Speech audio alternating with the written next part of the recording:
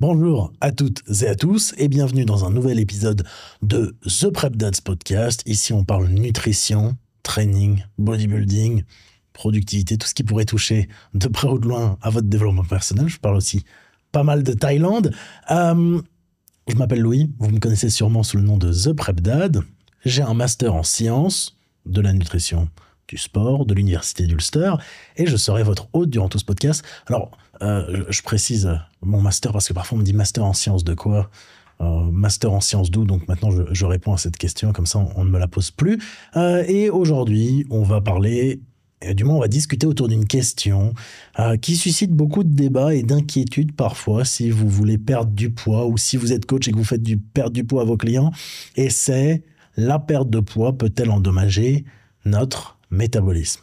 D'ailleurs, cette question, c'est une des 100 questions de mon guide, 100 questions autour de la nutrition. J'ai mis le lien en description, si ça vous intéresse d'aller regarder ça.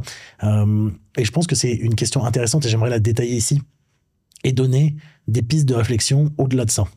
Car beaucoup craignent, encore une fois, que restreindre leur rapport calorique ne ralentisse leur métabolisme de manière irréversible, voire qu'ils ne puissent plus jamais retrouver une dépense énergétique normale. Mais qu'en dit la science? Et c'est ce qu'on va tenter de découvrir ensemble. Et si je fais également un podcast autour de ça, et c'est pas un podcast qui va être très long, c'est parce que vous avez peut-être pu le remarquer ces derniers temps, j'essaye de varier le format. On a des podcasts très longs et on a des podcasts qui durent moins d'une demi-heure. J'essaye de voir le format qui plaît le plus. D'ailleurs, n'hésitez pas à me dire ce que vous préférez en commentaire, car ça m'intéresse réellement.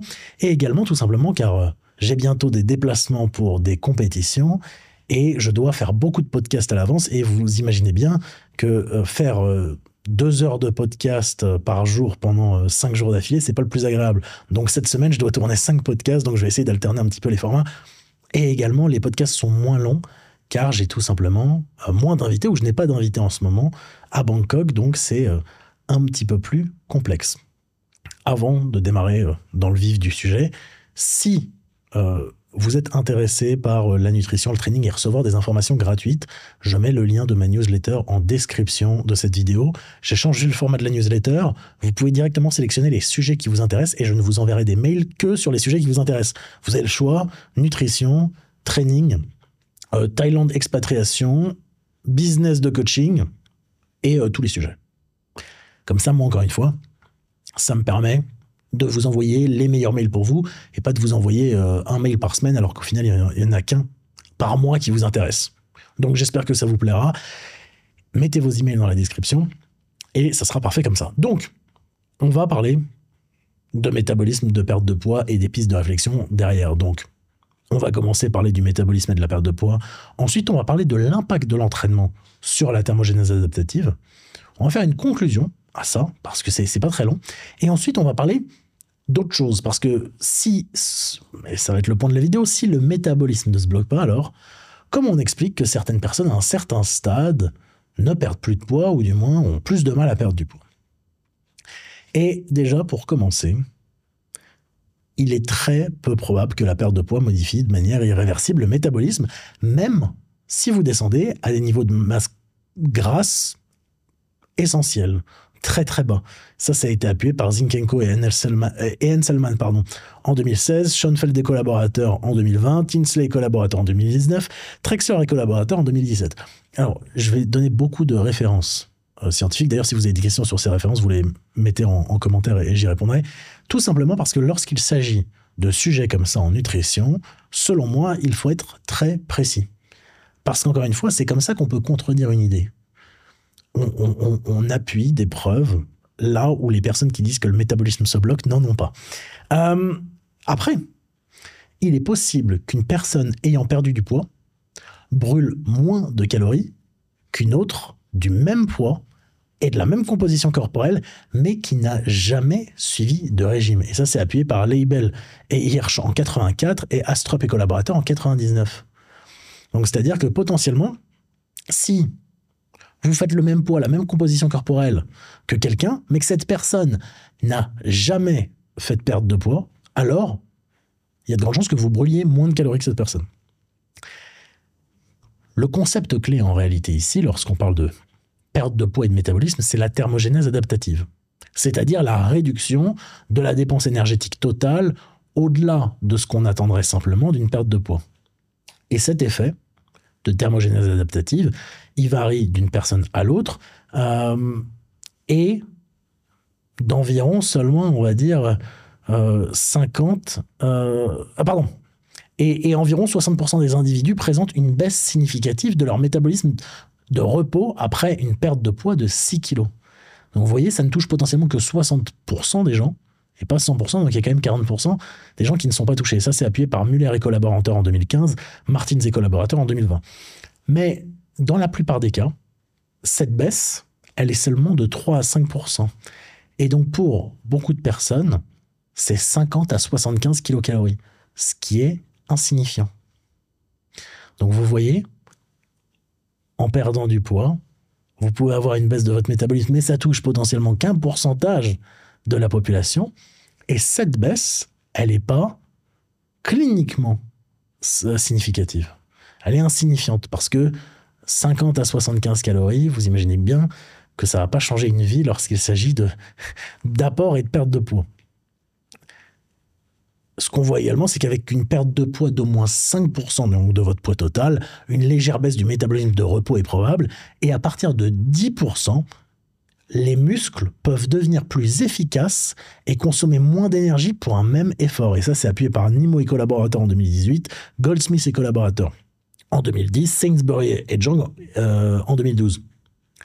Mais ces déclins, encore une fois, ils semblent s'arrêter autour d'une perte de poids de 20% du poids corporel. C'est-à-dire que si vous perdez 20% de votre poids, et plus, il n'y aura pas de baisse supplémentaire, encore une fois, et les muscles ne deviendront pas encore de plus en plus efficaces. Et ça, c'est appuyé par Rosenbaum et Leibel en 2016. Un point intéressant à souligner, c'est que cette adaptation métabolique, ce n'est pas un prédicteur de la reprise de poids sur un an. Autrement dit, même si ces adaptations métaboliques existent, elles ne devraient pas être une source d'inquiétude pour ceux qui cherchent à maintenir leur poids. Donc là, déjà, on a répondu à la question. Est-ce que le métabolisme se bloque lorsque vous perdez du poids? Non. Est-ce qu'il y a potentiellement des baisses? Chez certaines personnes, oui, mais c'est des baisses qui ne sont pas significatives. Ensuite, on a un deuxième point qui est important, et c'est l'impact de l'entraînement sur la thermogénèse adaptative. Ce qu'on voit, c'est que l'absence d'entraînement en résistance peut aggraver cette thermogénèse adaptative. Encore une fois, même si le métabolisme au repos il reste stable ou il augmente en cas de déficit calorique prolongé, la diminution de l'effet thermique des aliments et la réduction de l'activité non liée à l'exercice peuvent contribuer à cette adaptation. L'activité non liée à l'exercice, c'est la NEAT, ou le NEAT, la NEAT, vous dites ce que vous voulez, c'est un terme anglais, c'est Non-Exercise Activity Thermogenesis, et c'est tout ce que vous faites qui n'inclut pas l'exercice. Donc par exemple, demain, lorsque vous faites la vaisselle, eh ben, c'est une forme de NEAT. Et ce que l'on voit, encore une fois, c'est que si justement vous réduisez cette activité spontanée, bah, potentiellement ça contribue aux adaptations qu'on a vues juste avant au niveau de la thermogénèse adaptative. Mais, et c'est ça ce qui est intéressant, et c'est pour ça qu'on veut faire de la musculation lorsqu'on fait une perte de poids. L'entraînement en résistance, ce qu'on voit, c'est qu'il pourrait atténuer ce dont on a parlé avant, c'est-à-dire l'efficacité musculaire observée chez les personnes ayant perdu du poids. Plusieurs études d'ailleurs montrent que lorsqu'un régime de perte de poids est associé à un entraînement en résistance et à la préservation de la masse maigre, la baisse du métabolisme au repos, elle est nulle, voire inversée. Si elle serait inversée, ça pourrait s'expliquer par le fait que les gens aient pris en masse musculaire. Par exemple, il y a une étude de Briner et collaborateurs en 1999 qui a montré que des participants qui suivaient un régime très hypocalorique, ils consommaient 800 calories par jour, et ils pratiquaient un entraînement, c'était je crois un circuit, pendant 12 semaines, ils avaient perdu, je ne sais plus de 10 kilos de masse graisseuse, et ils avaient maintenu leur masse maigre, et ils avaient augmenté leur métabolisme au repos, encore une fois, de quelques calories par jour. C'était de l'ordre de sûrement 50 ou 60 calories par jour. Mais ceux qui avaient suivi le même régime et qui avaient uniquement fait du cardio, ils avaient perdu un peu moins de masse grasse, mais ils avaient surtout perdu de la masse maigre. Et leur métabolisme au repos, là, il avait diminué. Donc, ce que l'on voit là, c'est que le système métabolique qu'on a, il est très adaptatif et il est peu probable que la perte de poids endommage de manière permanente notre métabolisme. Et l'un des éléments clés de la thermogénèse adaptative, c'est la perte musculaire et l'incapacité à retrouver un équilibre énergétique après une phase de perte de poids. Ce qu'on voit, c'est que maintenir ou augmenter son IT et sa masse musculaire, ce sont des stratégies essentielles pour limiter, voire éliminer les effets de ces adaptations. Et donc, ça, c'était ce que je voulais vous dire autour du métabolisme et de la perte de poids. Donc, lorsque vous perdez du poids, votre métabolisme ne se bloque pas et ne ralentit pas vraiment. Les personnes, n'oubliez jamais, beaucoup de personnes qui pensent ça, de coachs par exemple qui pensent ça, vendent un coaching autour d'une méthode. Et ça, c'est le piège. Parce que si ces personnes croient dur comme fer à leur méthode, il y a très peu de chances qu'ils changent d'avis. Et donc, ils tenteront toujours d'argumenter avec des arguments ad hominem, etc., etc., en utilisant encore une fois des cas n est égal à 1, c'est-à-dire qu'ils vont prendre le cas d'un client, voilà, mais c'est pas ce qui se passe en vrai. Et justement, par rapport à ça, contrairement à certaines croyances, le simple fait de surconsommer des calories ne va pas booster votre métabolisme. Et vous allez voir beaucoup, et moi il y a des transformations avant-après que j'aime pas, de personnes qui vous mettent une photo d'une personne avec une composition corporelle, je sais pas, normale, à gauche, et une photo de la même personne avec une bonne composition corporelle à droite. Donc imaginez une transformation avant-après de base, où vous avez quelqu'un, on va dire, d'un peu plus gras à gauche et quelqu'un d'un peu plus sec à droite. Imaginez un avant-après. Et en dessous de ces photos avant-après, la personne, par exemple, sur la photo de gauche, met 1400 calories par jour, et la photo de droite, la personne met 2000 calories par jour. Et bien pour moi, ça, c'est extrêmement trompeur. Parce qu'en aucun cas, la personne a perdu cette masse grasse en consommant plus de calories. C'est là le piège. En fait, il y a de grandes chances que la personne à gauche, la même personne qui consommait 1400 calories, tout simplement n'évaluait pas bien ses apports. Comme les 3/4 des gens. Et donc, ils ont l'impression en mettant plus de calories qu'ils perdent du poids, mais c'est tout simplement qu'ils ont une alimentation où il y a plus de volume alimentaire et où ils réussissent à mieux adhérer. Et donc, c'est pour ça que je voulais dire, quand vous voyez des transformations avant-après comme ça, sachez que les personnes n'ont pas perdu du poids en surconsommant des calories, ils étaient tout simplement en déficit calorique, ils ont sûrement appliqué un entraînement en résistance et ils traquaient sûrement mal leurs calories avant de commencer le coaching. Donc, j'espère encore une fois que ça va vous éclairer. Mais donc maintenant, vous vous dites le métabolisme, qui ne se bloque pas. Mais qu'est-ce qui se passe? La réalité de beaucoup de personnes, au bout d'un certain temps, lors d'une phase de perte de poids, ils stagnent un peu. Mais pourquoi? Tout simplement, parce que beaucoup de personnes auront du mal à adhérer. Parce que ça devient plus dur. Ça devient plus dur au fur et à mesure du temps. Donc, renforcer l'adhésion devient compliqué. Et ça peut être dû à plusieurs choses. Ça peut être dû déjà à l'influence des hormones sur les adaptations métaboliques. Et par là, j'entends hormones de la faim. On a l'influence de la leptine et de la gréline. La leptine, elle chute lors d'une perte de poids, ce qui favorise l'augmentation de la faim et potentiellement la diminution de la dépense énergétique. Et à l'inverse, la gréline, l'hormone de la faim, elle augmente, ce qui rend le maintien du poids plus difficile. Donc ça c'est la première chose. Également, on pourrait parler du cortisol ou potentiellement un déficit calorique prolongé pour augmenter le cortisol, ce qui pourrait favoriser potentiellement la rétention d'eau. Et donc, parfois, on aurait des résultats moins satisfaisants que ce qu'on espérait, non pas parce qu'on n'a pas perdu de gras, mais parce qu'on retient plus d'eau. Donc en fait, au fur et à mesure d'un déficit, votre faim va potentiellement augmenter. Encore une fois, on sait que la faim, c'est génétique et ça va varier en fonction des individus. Mais ça rendra la chose plus dure. Et donc là, c'est à vous, avec votre coach, de trouver la meilleure stratégie pour mitiger ces signaux de faim. Et donc, potentiellement, ça pourrait être d'avoir plus de volume alimentaire, ça pourrait être de changer un peu son split en macronutriments, peut-être diminuer un peu les lipides, augmenter un peu les glucides pour avoir plus de volume alimentaire. Ça pourrait être ça. D'ailleurs, si vous voulez un coaching personnalisé pour optimiser votre composition corporelle, on peut vous aider avec mon équipe, The Prep Family, j'ai mis le lien dans la description. Mais donc ça pourrait être par exemple une stratégie. Ensuite, la question qu'on pourrait également se demander, c'est pourquoi est-ce que certaines personnes reprennent du poids après un déficit ou après un régime d'une manière un peu subite, alors qu'elles ont l'impression de pas spécialement manger énormément de calories. En fait, parfois, il y a des compensations involontaires dans les comportements alimentaires des gens. Et leur activité physique, par exemple, vous terminez votre perte de poids, vous êtes moins actif. C'est-à-dire que beaucoup de personnes qui terminent leur perte de poids arrêtent tout simplement de bouger autant qu'elles le faisaient. Par exemple, elle faisait, 15 000 pas par jour, elle passe subitement à 7 000 pas par jour, tout en consommant beaucoup plus de calories. Et parfois, c'est pas volontaire, ou même chose. Des personnes qui étaient en perte de poids et qui ne faisaient pas du tout de repas non traqués, là, se remettent à la maintenance calorique, diminuent leurs dépenses et font des repas non traqués. Les repas non traqués qui peuvent, le week-end, rapidement vous ajouter plusieurs milliers de calories.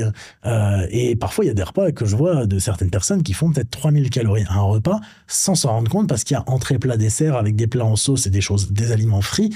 En réalité, ça peut aller extrêmement vite.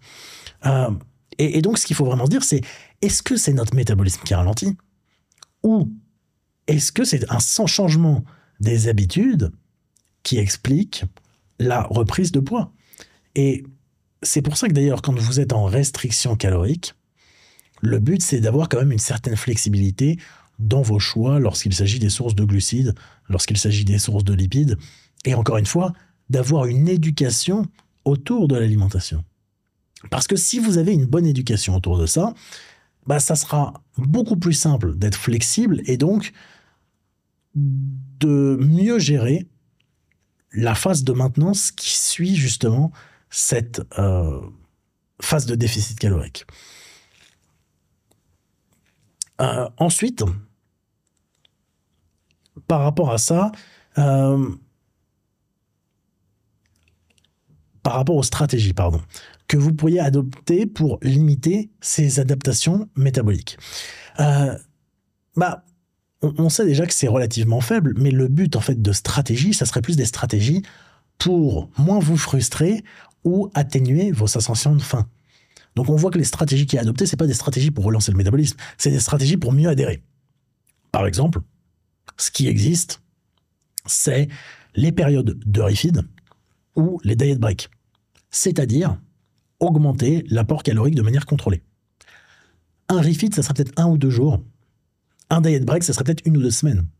Donc, si vous avez un déficit calorique qui est relativement long, potentiellement, avoir des diet breaks, des périodes d'1 semaine à la maintenance calorique, ça peut être très efficace.